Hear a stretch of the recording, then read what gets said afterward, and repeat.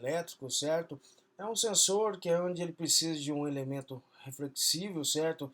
Do tipo aí um espelho, que é onde, né, o sinal, né, o infravermelho, né, a luz infravermelha, ela bate no espelho, né, no espelho ela retorna para o sensor, certo? Servindo como, né, um emissor também, um receptor aí. Né? Quando tem um objeto, né, esse feixe de luz ele é cortado e sim, né, o sensor vai detectar o que é uma oscilação aí, né, que ele não está recebendo mais o sinal reflexivo e faz com que, né, sua saída seja acionada ou seja desacionada aí. Então um exemplo aqui, né, vamos supor uma porta, né, que um exemplo básico, que é onde a gente tem esse sensor fotoelétrico, né, o sensor fotoelétrico ele emite esse feixe de luz, né, aqui a gente tem um espelho.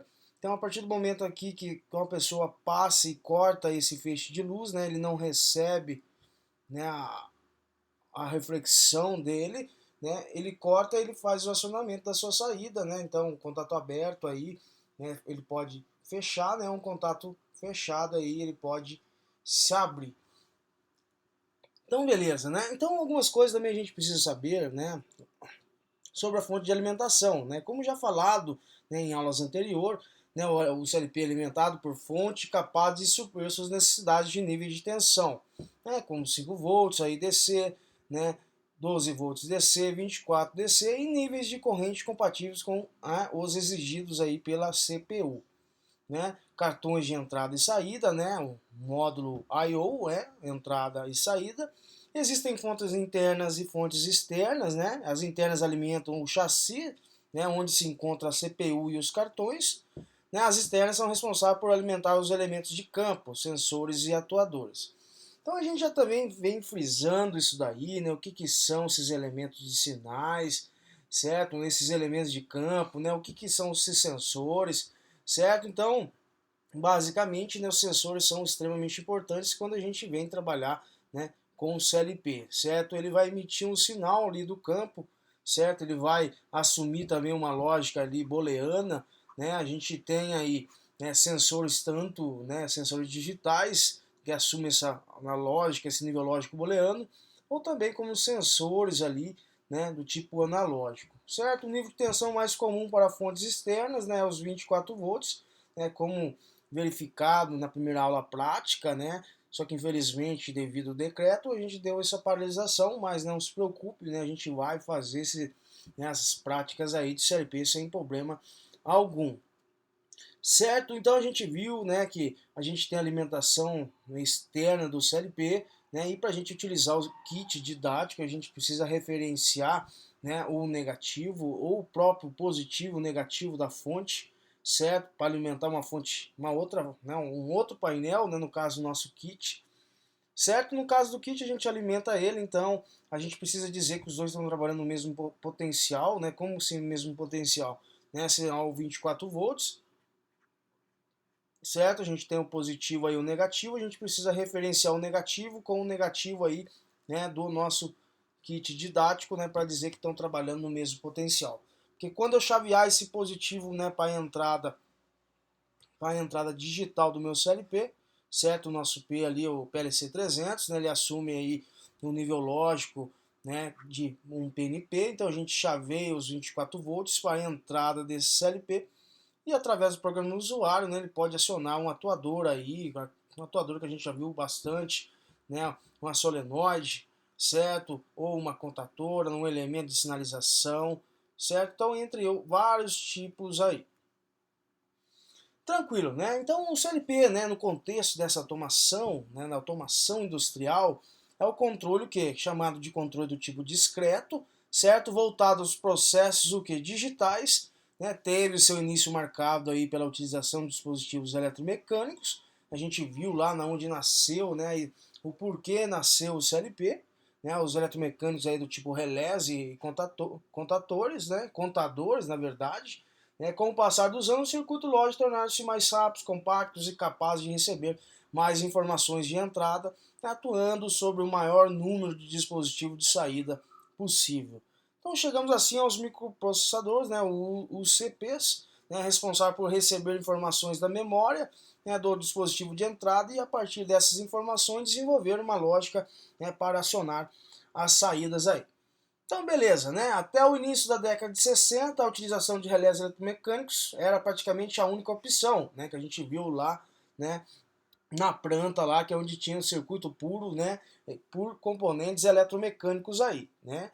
E com o advento dos dispositivos microprocessados vieram os controladores lógicos programáveis, né, onde a forma básica é programação, é oriunda da lógica de programação dos diagramas elétricos a relés. Então, eu estou vindo aí falando novamente, né, sobre essa evolução no contexto desse CLP aí na automação industrial, né. A gente viu que foi um grande avanço, certo? Então os CLPs aí substituíram, né, esses circuitos, né, circuitos elétricos, né, os comandos elétricos, né? Então são o que? São próprios para ambientes industriais. Os controladores realizam o que? Uma rotina cíclica, né, de operação que caracteriza o seu princípio, né, o princípio de funcionamento e opera apenas variáveis digitais, efetuando controle discreto. Tranquilo? Então, portanto, aí, né, de um modo mais detalhado, é um aparelho digital que usa memória programável para armazenar instruções, né, que, né, implementam funções como lógica, sequenciamento, né, temporização, contagem e operações aritméticas, né, para controlar através de modos de entrada e saída, né, podendo ser aí digital e analógico, né, controlando aí diversos tipos de máquinas e processo. Então, nada mais que os CLPs são equipamentos eletrônicos de controle que atuam a partir da filosofia no qual toda a lógica de acionamento pode ser desenvolvida através do que? De um software. Então, extremamente, né, uma evolução, como falei, gigantesca aí, que determina o controlador a sequência de acionamento a ser desenvolvida. Esse tipo de alteração lógica é característica num sistema, né, flexível, né? Podemos dizer que é um sistema flexível, um sistema aí reprogramável. Tranquilo? Então é muito bacana a gente conhecer essa parte, né, essa construção do CLP. A gente viu os tipos de memória. Ah, professor, lógica, a gente vai entrar na parte lógica, não esquentem a cabeça. Né, a parte de sequenciamento, temporização, a gente vai utilizar, né, a parte de temporização interna, né, do nosso CLP, como também o sistema de contagem, certo? A gente vai usar o contador lá, né, do tipo crescente, né, do tipo decrescente. Então, não se preocupe que a gente vai chegar nessa parte, né? Não tem dificuldade nenhuma. Aqui, né, só um review antes de a gente começar, na verdade, né, a linguagem de programação, né, a linguagem ladder aí. Certo? Então, dispositivos de programação são utilizados que para gravar um programa usuário, isso aí a gente já viu, né, na memória do programa do CLP. Então, a gente utiliza um microcomputador, né, dispositivo específico aí, a gente faz a comunicação, né, com essa CPU através de um software de programação, né, a gente programa aí, né, o nosso PLC, né, o também chamado de CLP aí. Também podemos utilizar o que? Dispositivos de comunicação, né, são interfaces de comunicação para conexão de rede, né, IHMs e etc. aí, né, como o RS-232, certo? E o Ethernet, certo? Então a gente utiliza esses dois métodos aí. Então lembrando que o nosso PLC 300 a gente tem essa parte, né, de conexão Ethernet, também aí a comunicação RS-232, né, para fazer a comunicação com a IHM, utilizando o software ADP, né, da VEG, certo? Então também quero chegar com vocês na prática aí para vocês poderem desenvolver, né, vincular essa parte do IHM, né, com o PLC 300 aí. Certo? Então, entre todos esses periféricos, né, a gente tem os periféricos aqui, ó. Dentre os diversos equipamentos, né, os periféricos aos CPs podem destacar os de programação que basicamente têm finalidade principal a introdução do programa de controle na memória do CP. E a visualização, né, CLP, certo, pessoal? Não é CLP aqui, faltou um L. E a visualização dos documentos do mesmo. Então aqui a gente tem o CLP, certo? A gente já tem programadores dedicados, certo? A gente pode comunicar ele com uma impressora, né? A gente pode aí utilizar um EHM com touch, né? Com touchscreen, né? Utilizando um EHM, a própria EHM aí né? do PLC, né? Interface homem-máquina, né? EHM, e também conectar aí com terminais, né, inteligentes aí. certo? Então esse exercício aqui, basicamente, eu acho que vocês já concluíram, certo? Desenhar um diagrama em blocos que apresenta os principais elementos que compõem a arquitetura do CLP, né? Então vocês já entregaram esse exercício. Descreva qual a finalidade de cada um dos elementos representados no diagrama do exercício anterior. Então vocês vão explicar lá, né, já foi feito também, né, qual que é a importância do CPU, né, a importância do cartão de entrada, a importância do cartão de saída, né, a unidade de memória, certo? Aqui também vocês já fizeram, né?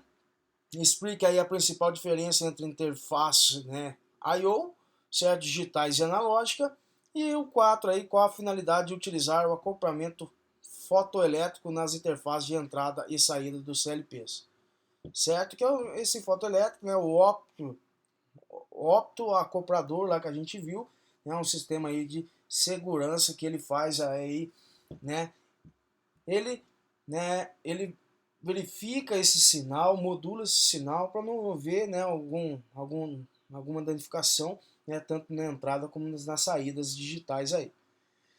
Então beleza, né? Então a gente entrará aí, né, na próxima aula com linguagem de programação, que seria, né, o intuito da nossa, né, disciplina. Agora a gente entra mesmo com a parte lógica, o que seria essas linguagens de programação aí. Então beleza, né? Vamos aí fazer pelo menos a introdução dessa linguagem de programação. Então o que é essa linguagem de programação, pessoal, né? Então isso aqui para dar introdução a como programar, né, um CLP utilizando aí a linguagem Ladder. Então a programação ela traduz o que? As funções a serem executadas, né, para tanto ela ser a mais simples possível, utilizando-se linguagem específica. O que seria essa linguagem específica? Uma linguagem aí pode ser uma linguagem em blocos, certo? Uma linguagem textual, né? Ou podemos ser aí uma linguagem própria, né? Linguagem em ladder, certo? Isso são as linguagens específicas, certo? Baseando-se o que? Na mnemotecnia. Mnemotecnica, certo? E o palavrinha difícil. Mnemotécnica, que chama aí, né? Baseando nessa expressão aqui. Então a linguagem de programação usa o que? A abreviação, certo? Figuras e números de tal forma de formar-se o que, né? Acessível a todos os níveis tecnológicos. O tipo de funções associadas às lógicas, né? A gente viu aí na primeira aula prática com a primeira turma, né? A função lógica, né? Né? A gente viu lá também, né? Uma ou com 3 entradas. Né? A função de memória também a gente vai ver que é a função set, a função reset, né? Borda de subida, borda de descida, certo? Funções de contagem, temporizador, né? Parte aritmética e outras mais específicas aí. Então a forma visual que a instrução se apresenta depende unicamente o que? Do tipo de sistema utilizado pelo né, programador aí. Então, por exemplo aí, né, pessoal, associação lógica em OU, né, entre duas informações que chamaremos o que? De entradas. Por produzir informações o que? Do processo, certo? Então o resultado dessa associação será armazenado em uma memória para depois ser utilizado. Então como a gente chama lá, né, com esses elementos de entrada, toda vez ele é criado o que? Uma imagem. Essa imagem seria a imagem o que? Das entradas aí, certo? Então a hora que ele vai rodar a programação, né, o programa usuário, ele puxa essa imagem, né, quem que é essa imagem? Né, através do ciclo de scan lá, né, ele faz a varredura das entradas, né, e utiliza essa imagem aqui. Então o resultado, certo, na dependência da ordem de operação. Então na linguagem ladder, né, a gente precisa tomar um certo cuidado, né, porque ele tem uma sequência de operação, certo? Que ele vai da esquerda para a direita e de cima para baixo. Então, às vezes, dependendo da importância, né, das linhas de importância ali da programação, como, né, linhas ali de segurança, a gente precisa deixá-lo sempre, né, no início da programação, certo? Para dar preferência, né, a essa ordem aí de operação específica. Então podemos representar essa associação na forma o que? De um diagrama de contatos, né? Diagrama em ladder aí, né? Muitos dizem ladder, né, como escada, certo? Então podemos ainda representar a associação através de um esquema funcional ou um diagrama, né, lógico. Beleza, né? E as vantagens e desvantagens de cada uma das formas de linguagem de programação são dependentes do quê? Dos conhecimentos do programador aí. Então, o programador precisa conhecer, né, dominar a parte de comandos, né, através desse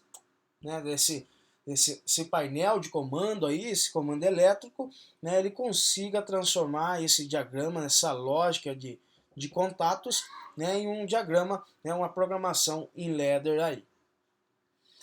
A linguagem mais difundida, pessoal, até agora tem sido o que? O diagrama de contatos, certo? O diagrama em ladder aí. Devido que a semelhança com os esquemas elétricos, né, usado lá no comando, né, convencional. Então, como eu já disse, dominou comandos elétricos, CLP, né, vai ficar tranquilamente, né, para utilizar aí, né, o sistema em ladder. É lógico que, né, o ladder às vezes apresenta uma lógica inversa, nem sempre, né, é um contato aberto, é um contato fechado, mas aí não se preocupe, a gente vai no passo a passo. Então o software, pessoal, pode apresentar-se de forma o que? Linear, onde o programa é varrido desde a primeira instrução até a última, certo? Então ele começa, eu tenho o meu ladder, certo? Ele começa aqui de cima, ele vai até, né, a última programação que foi feita ali. Então ele vai fazendo essa varredura sempre de cima, né, para baixo aí. Certo? Então, não importando-se com a necessidade ou não de ser executada para parte do programa. Certo? Então, essa programação linear é característica dos processadores mais simples aí. Outra forma de programação também, pessoal, é chamado que programação estruturada. O que é essa programação estruturada? Onde o programa principal é lido e conforme a sequência dos eventos, né, os blocos de programas e funções são executados aí, certo? Então a programação estruturada permite que a otimização do software, adaptando assim as necessidades de cada comando, né, oferecendo ainda a possibilidade de utilização de subrotinas, né, e subprogramas aí.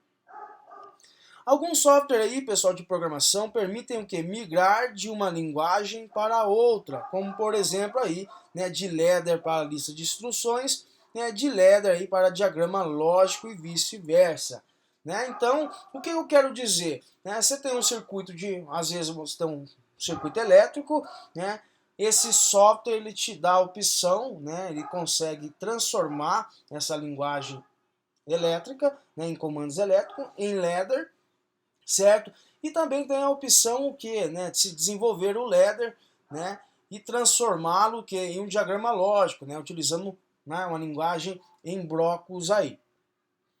Perfeitamente, certo? Então, diagrama de contatos, a gente vai ver aí o que é o nosso querido ladder, né? Então, aqui embaixo que aí a gente está apresentando aí um exemplo de instrução escrita na forma de diagrama de contatos ou ladder. Então, beleza, né? A primeira coisa que a gente precisa observar, né? Quem que são esses contatos, né? Quem que é essa parte aqui numérica, esse X, esse C, o que que significa isso daí? Mas adiantando, pessoal, né? Aqui é uma diagrama, né? Em ladder, certo? Então aqui a gente vai apresentar dois tipos de contatos principais, certo? Que é isso aqui, podemos dizer que é um NA, né? Um normalmente aberto. E isso daqui é o que, né? Um NF, um normalmente fechado. Mas tomem muito cuidado. Por que tomem muito cuidado? Né? Esse contato aberto não é simplesmente abre e fecha, né? Logicamente é isso daí. Mas na verdade, quando o CLP, né, ele faz a varredura nas entradas digitais, né? Ele está naquele ciclo de scan, ele faz o quê? Ele está examinando, né, essa entrada digital aqui, que podemos chamar aqui de uma entrada DI1, certo? Ou também aqui essa entrada X001, né, para indicar o que é o primeiro, né, a primeira entrada digital, né? A gente vai ver isso posteriormente. Então aqui, quando eu uso um contato aberto, pessoal, isso significa o quê? Que ele está examinando a minha entrada, né, o meu programa, meu CPU, certo? O programa usuário está analisando essa entrada DI1, se ele está o quê? Em nível lógico 1, né? Então, praticamente, a gente tem que dizer que esse contato, né, também podemos chamar de NA, mas o mais importante é o quê? Ele vai fazer a seguinte pergunta, né? Ele vai examinar se a minha entrada digital DI1, né, está em nível lógico 0 ou em nível lógico 1. E aqui, né, esse contato NA, ele vai examinar essa entrada, examina-se, né, se a minha entrada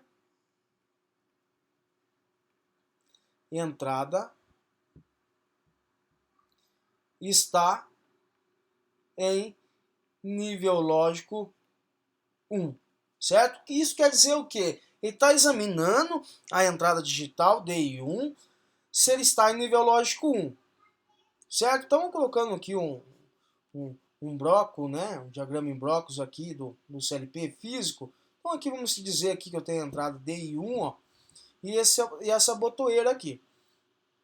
E eu fiz um ladder simples, né, aqui, né, vocês vão depois ver o que é, como funciona. Né, eu estou examinando o que? Essa minha entrada DI1 está em nível lógico o quê? 1. Então ele vai lá perguntar lá, ele está fazendo um ciclo de varredura. Examina-se se a minha entrada digital DI1 está em nível lógico 1. Aqui está em nível lógico 1, no seu estado de repouso, certo? Está em nível lógico o quê? 0, porque ele está aberto, então ele está mandando 0 aqui, né, na entrada do CLP. Né? Não tem alimentação, não tem corrente elétrica nessa entrada. Então podemos dizer que ele não dá essa continuidade lógica, ele fica somente até aqui.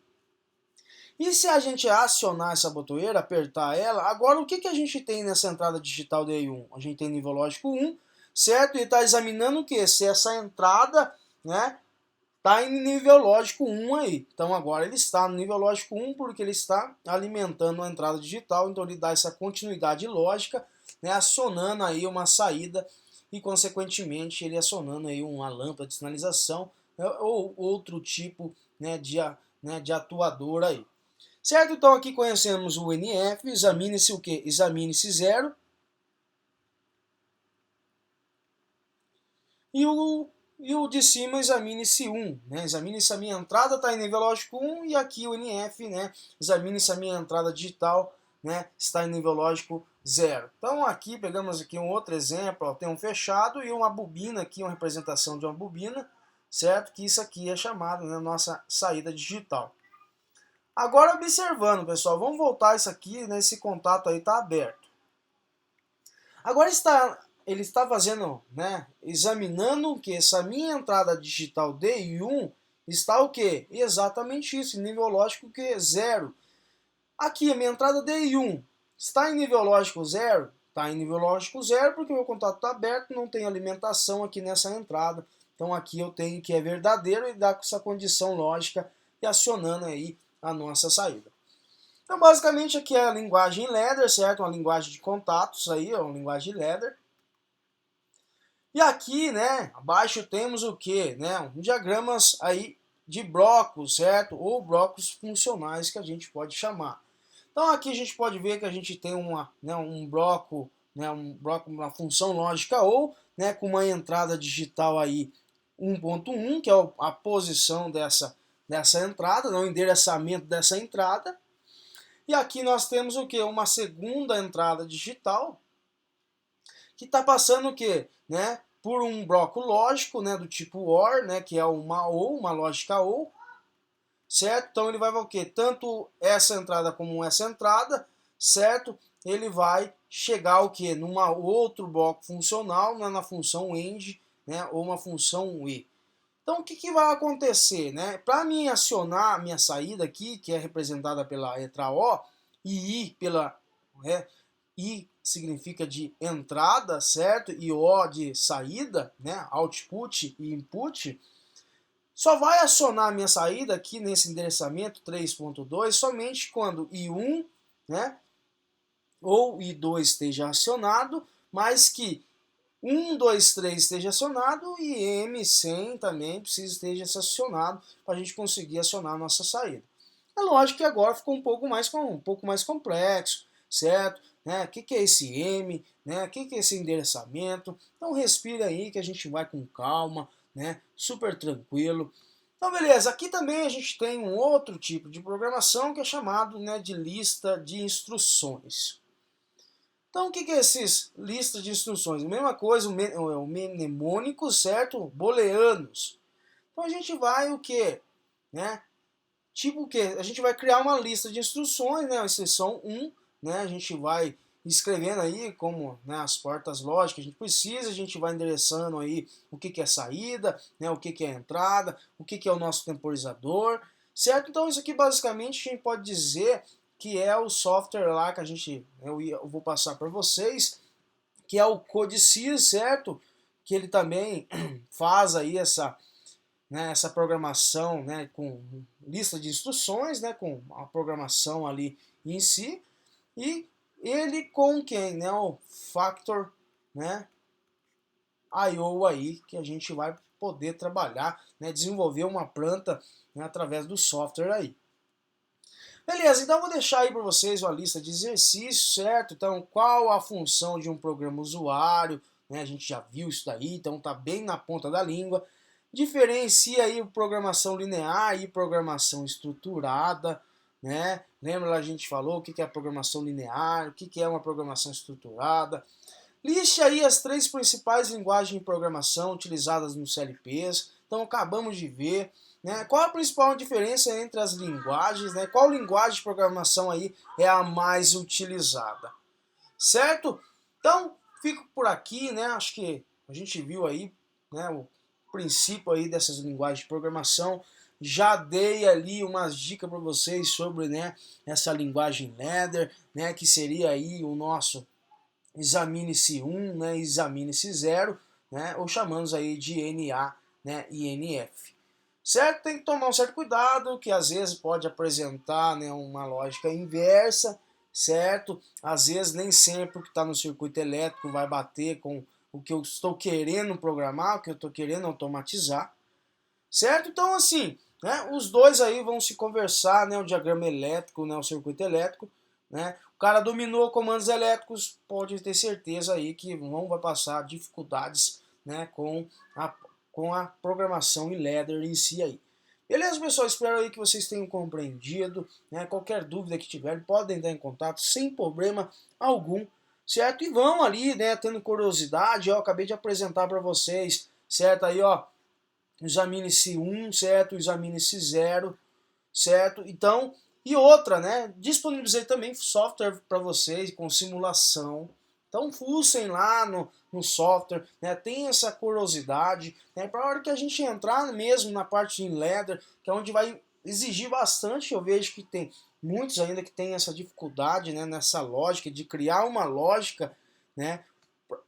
De um circuito elétrico aí, para mim automatizar uma linha e transformar ele, né, numa automação aí, né, do tipo e-ladder, né, utilizando o CLP. Então o mais difícil não é entender o que é a linguagem ladder, certo? Mas sim o que, como extrair essa lógica, né, para mim automatizar uma linha, né, e transformar ela aí, né, uma linguagem ladder, certo? Uma linguagem específica do CLP para o controle desse processo, né, dessa célula aí. Tranquilo? Então aqui mais uma dica aqui, ó, isso aqui vocês vão encontrar, certo? Isso aqui podemos dizer grosseiramente, como a gente diz aí que NA e NF, isso aqui podemos dizer que é uma bobina, certo? Muitas nomenclaturas, muitos software vêm trazer para vocês aí, né, dessa seguinte forma, bobina aí, certo? Nada mais que uma saída digital e essas daqui, o NA e o NF, né, o examina-se 1 e examina-se 0 aí, certo? Ele vai examinar se está em nível lógico 1, vai examinar se está em nível lógico 0. Se tiver em nível lógico 1, né, ele vai dar essa continuidade lógica e vai fazer um acionamento aí. Qualquer dúvida que tiverem, me mandem, entrem em contato, certo? Eu aconselho vocês um software, né, bem bacana de se utilizar, né, que eu já passei ali, que é o Zélio, certo? O Zélio Soft aí, certo? E além de ele utilizar, né, você faz a programação em ladder, né? Você pode tanto começar como um diagrama elétrico e depois transformar em ladder, mas eu aconselho vocês não fazer isso daí.